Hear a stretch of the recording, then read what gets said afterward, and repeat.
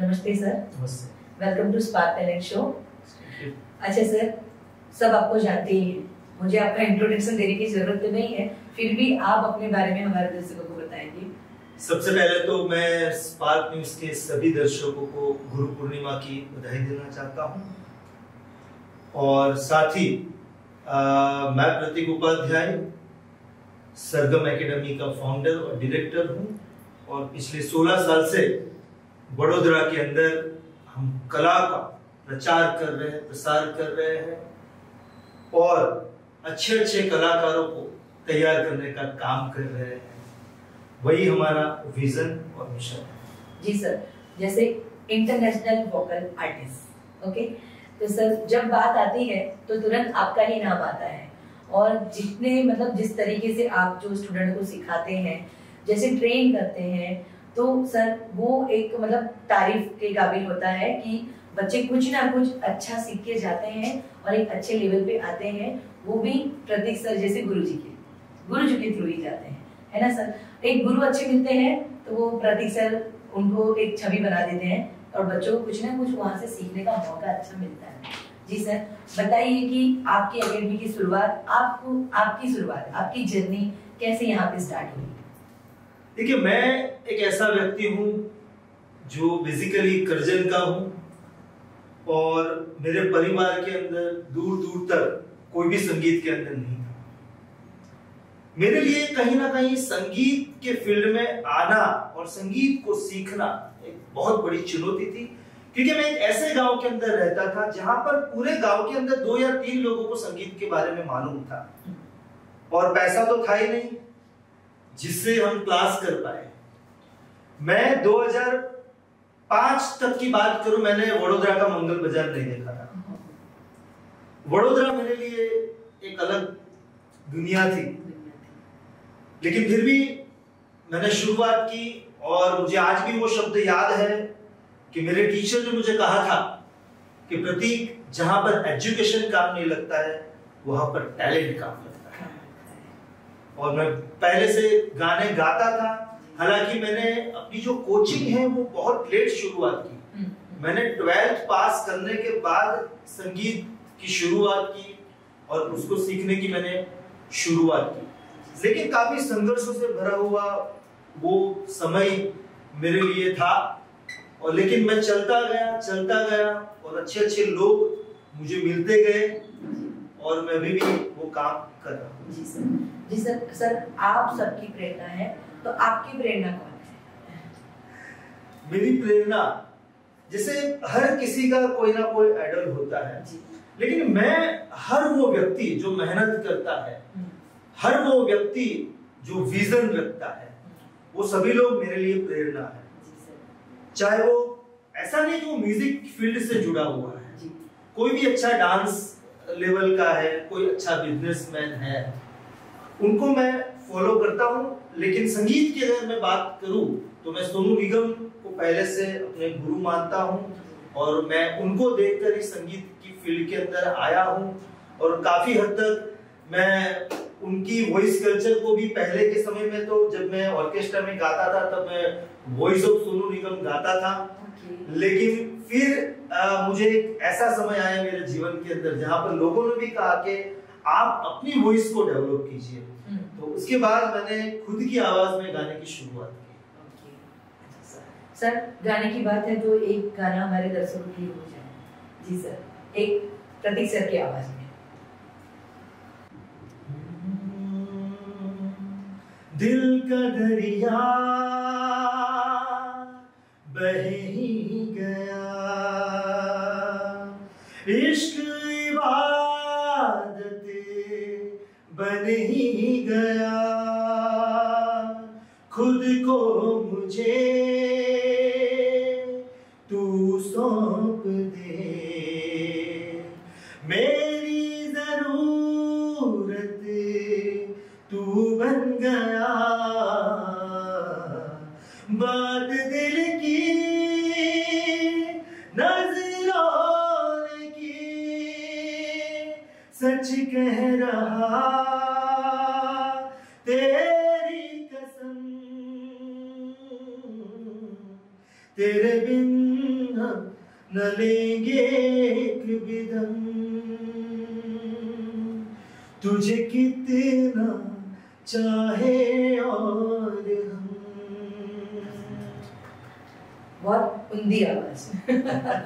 वैसे तो मैं आपको जज नहीं कर सकती हूँ, बट जो भी हमारे दर्शक देख रहे हैं वो बहुत एंजॉय कर रहे होंगे कि सर आपकी वॉइस आज हमारे थ्रू मतलब उनको सुनने को मिली।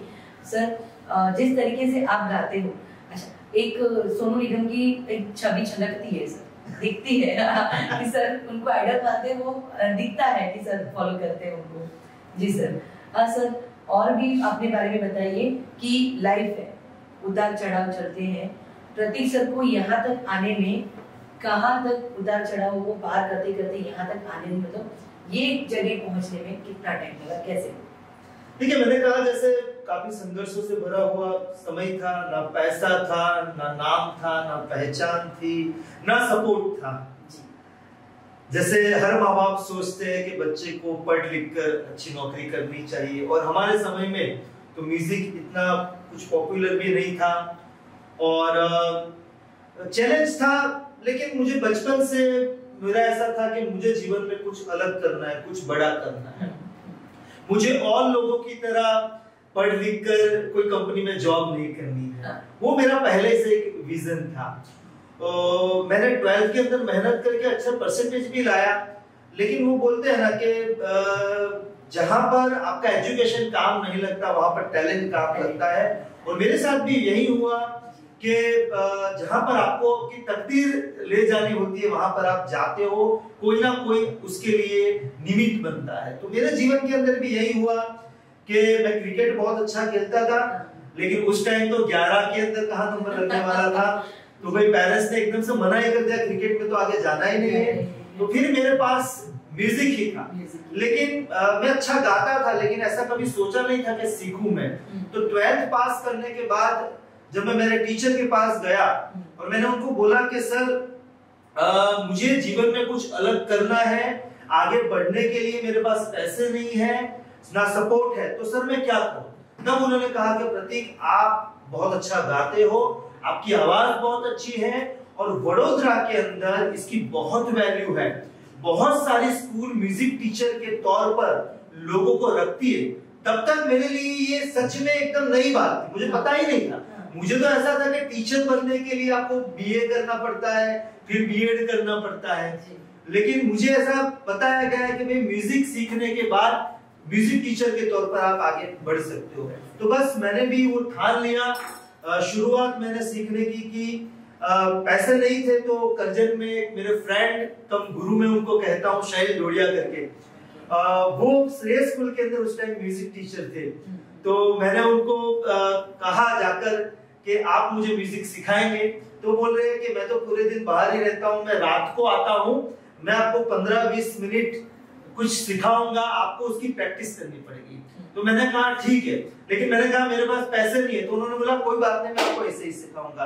तो मैं आज भी कहता हूँ अगर शैल डोडिया नहीं होते तो मैं म्यूजिक में कभी नहीं आ सकता था, ठीक है ना। तो उन्होंने मुझे सिखाया, शुरुआत की। मुझे आज भी याद है वो मुझे आधा घंटा सिखाते थे, मैं उसका 3-3, 4-4, 5-5 घंटे तक मैं प्रैक्टिस करता था। और सच नहीं मानोगे, मैंने केवल 6 से 8 महीने के अंदर संगीत के अंदर एक ऐसी काबिलियत हासिल कर ली कि मैं इंस्ट्रूमेंट बजाने लगा, मैं सिंगिंग करने लगा। और केवल 6 या 8 महीने में मैं वडोदरा की यानसी हाई स्कूल के अंदर म्यूजिक टीचर के तौर पर मैंने जॉब की शुरुआत की। काफी मतलब उतार चढ़ाव वाली आपकी जर्नी रही, और लेकिन अगर आपने ठान लिया कि सक्सेस चाहिए तो सक्सेस को आपने कवर कर ही लिया, सवाल है ना सर। हाँ, हर किसी के जैसे आपने बोला कि साहिल डोडिया जी, जैसे कि सपोर्टर चाहिए ही, एक सपोर्टर हमें अच्छे से मिल जाए तो वो हमारे एक सपोर्ट एंड तक बना रहता है। और आप जैसे हमारे चैनल के थ्रू उनका इतना गर्व से नाम ले रहे हैं, तो हमें लग ही रहा है कि बहुत अच्छे से आपको उन्होंने सपोर्ट किया होगा और सिखाने में मदद की है। जी सर। सर जिस तरीके से आप गाना गाते हैं, और अभी हम चाहे तो सर की एकेडमी पे आके देख सकते हैं कि कितने स्टूडेंट सर से मतलब बहुत सारे स्टूडेंट को प्यार करते हैं। एक गुरु की तरीके तो है, लेकिन एक आप जिस तरीके से उनके साथ कनेक्टेड हैं, आपके पास जितने शिष्य हैं और वहाँ जो आप उनको सिखा रहे हैं संगीत, और वो सब कोई हर कोई सिखाता है, है ना। लेकिन एक अच्छी शिक्षा देना भी सर भूलते नहीं है, एक डिसिप्लिन बना रहता है। और सर जिस तरीके से सिखाते हैं उनके स्टूडेंट से, और मैंने जाना है आपके बारे में, बहुत जाना है, हमारे दर्शक भी जानते ही हैं आपको, लेकिन आपके थ्रू जानने की जो भी स्टूडेंट है आपको पेरेंट्स है वो कितना प्यार करते हैं आपको और क्यों? देखिए, मैं हमेशा कहता हूं कि काम प्रोफेशनली होना चाहिए, रिलेशन होमली होने चाहिए। सरगम एकेडमी की बुनियाद के अंदर ही ये स्लोगन है जी, कि हमारे यहाँ पर जितने भी पेरेंट्स, जितने भी स्टूडेंट्स आते हैं वो मेरे बच्चे हैं। और कोई भी पेरेंट्स बहुत विश्वास के साथ हमारी एकेडमी में उसके बच्चे का एडमिशन करवाते हैं, ठीक है ना। वो विश्वास किसी भी सिचुएशंस के अंदर टूटना नहीं चाहिए, ठीक है ना। वो भरोसा कभी टूटना नहीं चाहिए, ये हमने प्रायोरिटी रखा है। चाहे मेरा जितना भी स्टाफ हो, मेरा एडमिन सेक्शन है, मैंने ये बोलकर रखा है यहाँ पर आने के बाद कोई भी व्यक्ति निराश नहीं होना चाहिए। किसी को भी यहाँ पर सपने नहीं दिखाए जाते हैं, हम आपको ये बना देंगे, हम आपको ये करवा देंगे, हम आपको रॉक स्टार बना देंगे। नहीं भाई नहीं, कोई गलत कमिटमेंट नहीं करते हैं हम। हाँ, बच्चे के अंदर टैलेंट है, हम हमारा 100% देंगे, सामने वाले को 200% देना पड़ेगा और मेहनत करनी पड़ेगी। और मुझे इस बात की खुशी है कि हमारे यहाँ पे 3-3, 4-4 साल के बच्चों को पेरेंट्स भेजते हैं। हम बोलते हैं भाई बहुत छोटा है, पेरेंट्स बोलते हैं सर कुछ नहीं, हम फीस पे करेंगे, आप सिर्फ बिठाओ। तो ये विश्वास पेरेंट्स का हम पर है और हम भी उसको पूरा करने में कोई कसर नहीं रख रहे हैं। हम मेहनत करवा रहे हैं, हम जितना हो सके स्टूडेंट्स को एक्स्ट्रा बुलाते हैं, इवेंट के अंदर पार्टिसिपेट करवाते हैं, कंपटीशन के अंदर भेजते हैं, स्कूल लेवल की कंपटीशन के अंदर तैयार करते हैं। और होलिस्टिक डेवलपमेंट पर हम ज्यादा से ज्यादा भार दे रहे हैं कि बच्चा भले इंटरनेशनल स्कूल में पढ़े, उसके साथ साथ उसके अंदर कोई स्किल होनी चाहिए, कोई आर्ट होनी चाहिए जो उसको कॉन्फिडेंस दे और दूसरे बच्चों से उसको अलग लेवल पर ले जाए। तो वही है, बहुत प्यार बच्चों का भी मिलता है, पेरेंट्स का भी मिलता है, और यही विश्वास हमें और मेहनत करने के लिए प्रेरित करता है। और हम कर रहे हैं, नए नए काम कर रहे हैं, चाहे वो करिकुलम डेवलपमेंट की बात हो, चाहे वो स्कूल एंड कॉलेज जैसी सिस्टम हो, ठीक है ना, चाहे वो रेगुलर टेस्ट सिस्टम हो, स्टूडेंट्स के वीडियोस क्रिएट करना हो, स्टूडियो रिकॉर्डिंग हो, इवेंट हो, वो सभी चीजें हमने जारी की है और हम उस पर काम कर रहे हैं। जी सर, वो एक लगाव भी आपके साथ है पेरेंट्स का, ऐसा तो ही बच्चों को आपके पास छोड़ रहे हैं। सही बात है। जी सर। सर जैसे कि संगीत की बात पे हम आते हैं, सर की जर्नी हमने जानी, बहुत हार्डवर्क भी किया है सर ने, और अब सर इसीलिए सर आज यहाँ पे है, तो हार्डवर्क तो जरूरी है हमें लाइफ में। जी सर। सर अब संगीत की बात पे आते हैं। इस चीज में काफी सारे कंपटीशन अभी तो हो गए हैं, बहुत कुछ अभी बहुत मतलब आगे बढ़ गए हैं। अच्छा सर, किस तरीके से कंपटीशन में जाना चाहिए, क्या सीखना चाहिए और कहाँ से सीखना चाहिए, अच्छी शिक्षा संगीत को लेके कैसे प्राप्त करें? देखिए, मैं किसी की बुराई नहीं करूंगा, चाहे वो हमारे कॉम्पिटिटर हो या कोई भी हो, लेकिन हर गुरु, हर एकेडमी अपना बेस्ट देती ही है जितना उनके पास नॉलेज होता है। लेकिन मेरा ऐसा मानना है, कोई भी टीचर हो, कोई भी एकेडमी हो, उनको नई नई चीजें करती रहनी पड़ेगी। जैसे मैं मेरी बात करूं, मैं ग्रेजुएट हूं, मैंने विशारद कंप्लीट किया है, मैंने उपांत्य विशारद भूगोल में से भी कंप्लीट किया है, मैंने अखिल में से भी विशारद कंप्लीट किया है। लेकिन मैंने आफ्टर विशारद भी नई नई चीजों को ढूंढा। जैसे मुझे 10 साल विशारद होने में लगे, उसके बाद मैंने 1 साल बॉम्बे कोर्स भी किया, मेरे गुरुजी के पास मैंने ऑनलाइन टेक्निकल म्यूजिक भी सीखा। मुझे मुर्गी पता थी, मुझे मिंड पता था, बट उसका यूज किस तरह से आपको गानों के अंदर करना है वो पूरा एक अलग सब्जेक्ट है। जैसे वॉइस मॉड्यूलेशन है, वॉइस कल्चर है, वॉइस प्रोडक्शन है, ऐसी बहुत सारी टेक्निक्स सिंगिंग के अंदर होती है। तो वो सारी चीजों को मैंने अलग से ट्रेनिंग ली, मैंने इस पर रिसर्च किया कि भाई ऐसा तो क्या होता है, प्लेबैक सिंगिंग और आम सिंगिंग के अंदर क्या फर्क है, ठीक है ना। क्यों हर सिंगर प्लेबैक सिंगर नहीं बन सकता, क्यों हर व्यक्ति, मैंने मेरे जीवन में बहुत अच्छे लोग सिंगर्स को देखा है, हमने सोशल मीडिया पर भी हम देखते हैं कि बहुत अच्छा लोग गाते हैं, तो वो लोग क्यों आगे नहीं बढ़ पाते हैं। बहुत सारे ऐसे लोग हैं जिनके सुर ताल लय बहुत अच्छे लगते हैं, बट उनके फेशियल एक्सप्रेशन नहीं आते हैं, उनका स्टेज प्रेजेंटेशन सही नहीं होता है, उनमें सेंस नहीं होती है कि परफॉर्मेंस करते समय हमें कैसे कपड़े पहनने चाहिए। तो वो सारा सब्जेक्ट अलग है, ठीक है ना। तो उसके लिए मतलब पर काम करना चाहिए, मेहनत करनी चाहिए, रिसर्च करना चाहिए। इसके लिए मैं हमेशा कहता हूं कि आप लाइव परफॉर्मेंस देखिए, आपको जो गाना गाना है आप इंडियन आइडल सारेगामा के लाइव वीडियो देखिए, ठीक है ना, उससे आपको काफी सीखने को मिलेगा।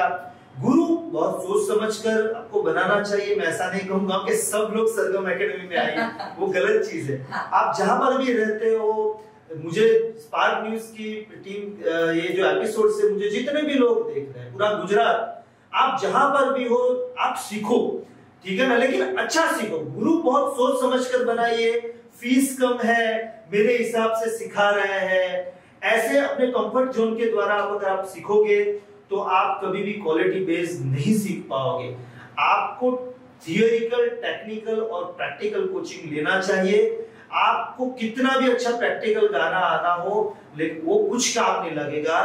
आपको ये तीनों चीजों के अंदर महारत हासिल करनी है, और लेकिन उसके लिए सबसे पहले आपको सुर ताल लय पर काम करना पड़ेगा। ये तीन चीजें बेसिक है।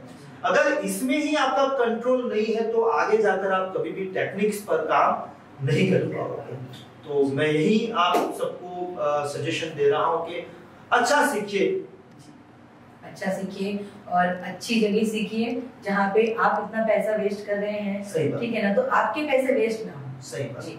और कोई ना कोई भी एकेडमी आता है जाता है, वो कुछ ना कुछ सीखने के लिए ही आता है, तो वो अच्छा सीख के जाए, इसीलिए अच्छी एकेडमी पकड़िए, अच्छी एकेडमी से सीखिए। जी सर। सर जैसे आपने बताया, अभी हम कुछ कॉम्पिटिशन्स की बात करते हैं, जैसे कि म्यूजिक कॉम्पिटिशन, संगीत कॉम्पिटिशन, सिंगिंग कॉम्पिटिशन बहुत सारी होती है। अभी आप भी हैं जो इंटरनेशनल आर्टिस्ट कहते हैं आपको, सर ये आर्ट आपकी इंटरनेशनल कैसे बने? ये इंटरनेशनल वोकल आर्टिस्ट इंटरनेशनल कैसे बने? देखिए, मैं एक ऐसा व्यक्ति हूँ, पैसों की पहले से प्रॉब्लम थी फैमिली के अंदर, ना कोई ऐसा रिलेटिव था जो बोल रहा था कि प्रतीक तुम आगे बढ़ो, बैठे हैं। अकेला ही सब कुछ करना था। मम्मी पापा ने जहां तक सपोर्ट किया उन्होंने किया, बट आगे का रास्ता मुझे तय करना था, ठीक है ना।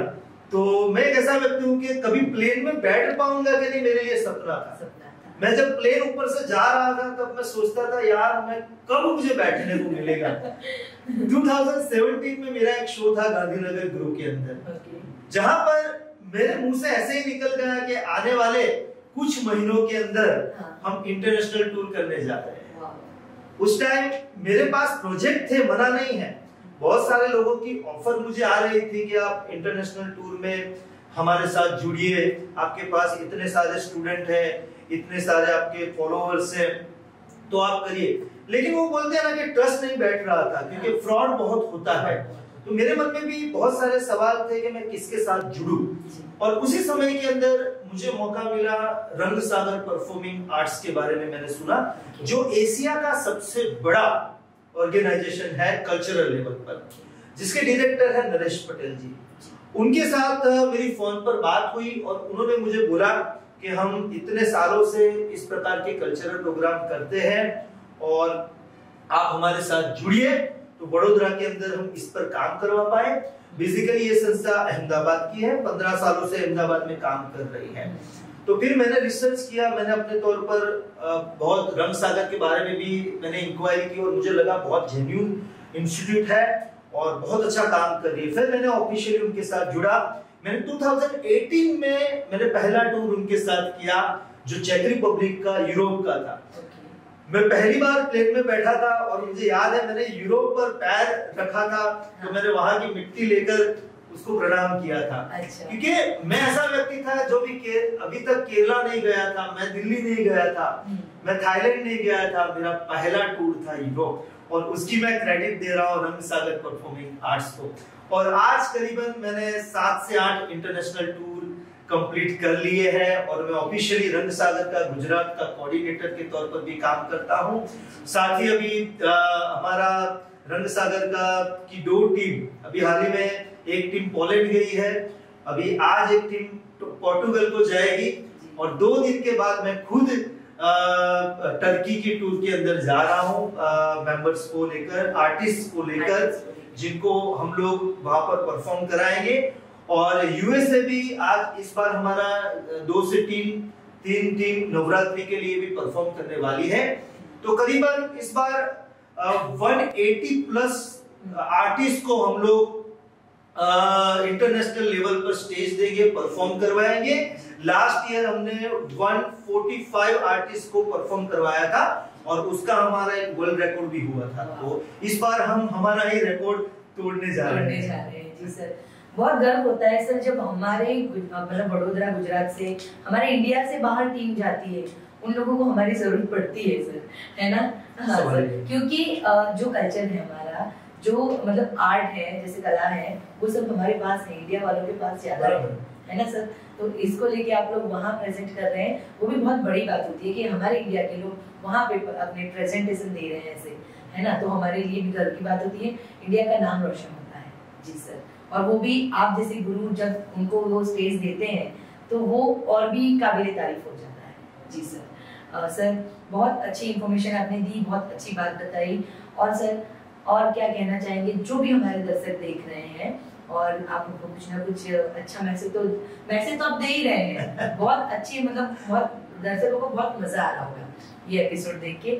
सर और क्या मैसेज देना चाहेंगे, क्या कहना चाहेंगे आप? बस मैं जितने भी लोग मुझे स्पार्क न्यूज की जो चैनल पर मुझे देख रहे हैं, स्पेशल शो के अंदर देख रहे हैं, मैं एक ही चीज कहना चाहता हूं कि बहुत अच्छा काम पारुल जी और पूरी स्पार्क टीम कर रही है। कि कई बार मतलब पर लोगों में टैलेंट होता है, लेकिन वो टैलेंट लोगों तक पहुंचता ही नहीं है, या पहुंचता है तो बहुत देर हो जाती है। तो बहुत अच्छा काम आप कर रहे हैं।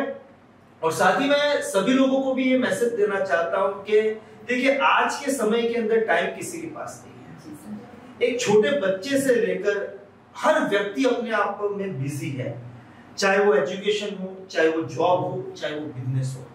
लेकिन मेरा ऐसा मानना है कि इन बिजी शेड्यूल के अंदर भी आपको आपके शौक के लिए टाइम निकालना चाहिए, ठीक है ना? क्योंकि हम उलझनों के अंदर इतने उलझ जाते हैं कि लोग जीना ही भूल गए हैं। आज ऐसे केसेस हमारे पास आ रहे हैं जो स्ट्रेस में है, जो डिप्रेशन में चले जाते हैं।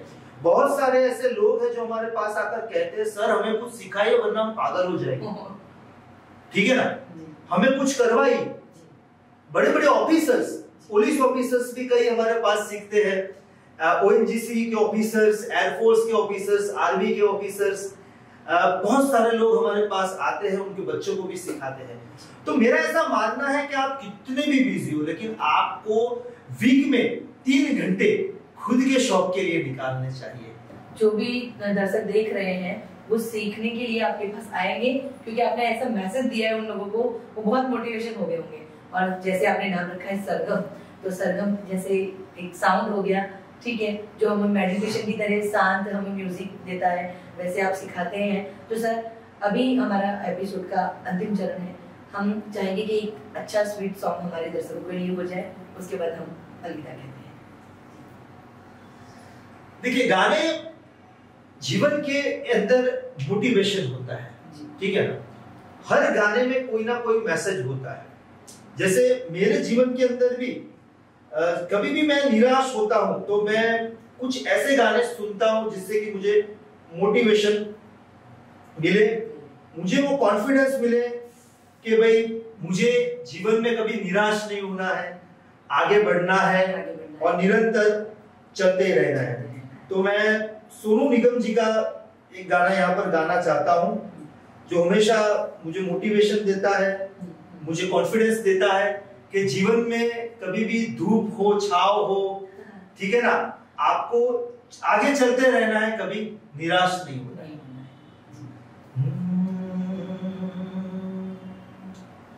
हर घड़ी बदल रही है रूप जिंदगी, छाव है कभी कभी है धूप जिंदगी, हर पल यहाँ जी भर जियो, जो है समा कल हो ना हो हर पल यहाँ जी भर जियो जो है समा कल हो ना हो कल हो ना हो कल हो ना हो।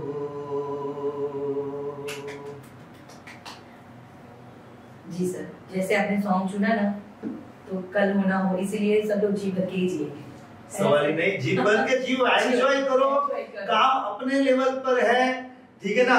अपने जीवन आपको जो पसंद है, डांस, सिंगिंग, एक्टिंग, तबला, आप सीखो, बस बहुत मजा आएगा। आपके जीवन का एक आधार आपको मिलेगा कि भाई मुझे जीवन में मेरे बिजी शेड्यूल के अलावा भी मेरे शौक कंप्लीट करना है, बस एंजॉय कीजिए, सारे पैशन पूरे करो, कल होना हो, कल होना क्या पता। जी sir, thank you so much sir, आप हमारे शो पे आए और मैं हर बार एक छोटा सा मुझे आंसर दीजिए अभी एक क्वेश्चन का कि spark today news present spark talent show में आके आपका इतना सुरीला, इतना मोटिवेट टैलेंट दिखा के कैसा लगा? देखिए, स्पार्क न्यूज तो भाई वडोदरा की जान है और शान है। बहुत कम समय के अंदर स्पार्क न्यूज चैनल ने वडोदरा और गुजरात के अंदर एक ऐसा नाम बनाया है जहां पर लोग उन पर आंख बंद करके भरोसा करते हैं। स्पार्क के अंदर कोई भी न्यूज आए, मैं खुद दिन के अंदर टाइम निकालकर स्पार्क न्यूज तो देख ही लेता हूँ, ठीक है ना। जो वडोदरा की सारी अपडेट हमें मिल जाती है, ठीक है ना। नेशनल टीवी पर तो नेशनल चीजें मिलती है, लेकिन कोई भी ऐसी खबर नहीं होती है जो स्पार्क न्यूज पर ना आए। तो मैं सैल्यूट करता हूँ स्पार्क न्यूज की पूरी टीम को। और स्पार्क न्यूज की सबसे अच्छी बात यह है कि वो हर व्यक्ति को मौका देती है, हर चीज के अंदर। देखो, टैलेंट शो आप जो लेकर आए हो वो भी काफी यूनिक कॉन्सेप्ट है, और खास करके इसके द्वारा आप नए नए टैलेंट को मौका दे रहे हो। मैंने पहले ही कहा, टैलेंट की कोई कमी नहीं है, कमी है वो है अपॉर्चुनिटी की। लोगों का टैलेंट सही जगह पर लोगों तक पहुंचता ही नहीं है, और इसके कारण फिर व्यक्ति हार कर बैठ जाता है। देखो, मैं बहुत सारे ऐसे लोगों को जानता हूं जो टीवी लेवल पर पहुंचने के बाद आज जेआईडीसी में काम कर रहे हैं जी, ठीक है ना। जिन्होंने बॉलीवुड मूवी के अंदर काम किया है, आज उनका कहीं नाम ही नहीं है। तो आप जैसे चैनल, आप जैसे शो के द्वारा उन लोगों को एक पहचान मिलेगी, एक फैन मिलेगा, एक नेम मिलेगा। तो सच में मैं स्पार्क न्यूज चैनल को अभिनंदन देता हूं और पारुल ढाबी जी को अभिनंदन देता हूं कि इतनी ब्यूटीफुल स्माइल के साथ ये इंटरव्यू लेते हैं और हर बात वो सामने वाले के निकाल देते हैं। एक भी ऐसा सवाल नहीं होता है जो ये पूछते नहीं है और रह जाए। तो सच में मैं पूरी टीम को अभिनंदन देता हूं, और बस इसी तरह आप साथ देते रहिए। आप भी वडोदरा के लिए और गुजरात के लिए काम कर रहे हैं, हम भी काम कर रहे हैं। हम मिलकर लोगों को अच्छा भागीदार करेंगे, आगे बढ़ाएंगे और कला नगरी के सारे कलाकारों को बाहर। यस, 110। जी sir, thank you so much sir, आप हमारे शो पे आए, हमें बहुत अच्छा लगा। हमारे जो भी दर्शक देख रहे होंगे उन्होंने भी बहुत आपका शो एंजॉय किया होगा और आपके टैलेंट को अप्रिशिएट किया होगा। जी सर, अप्रिशिएट तो करेंगे ही क्योंकि सर हैं ही इतने टैलेंटेड, तो हमें उनको यहाँ तक लेके आना ही पड़ा। जी सर, और sir thank you so much, आप हमारे शो पे आए। Thank you so much.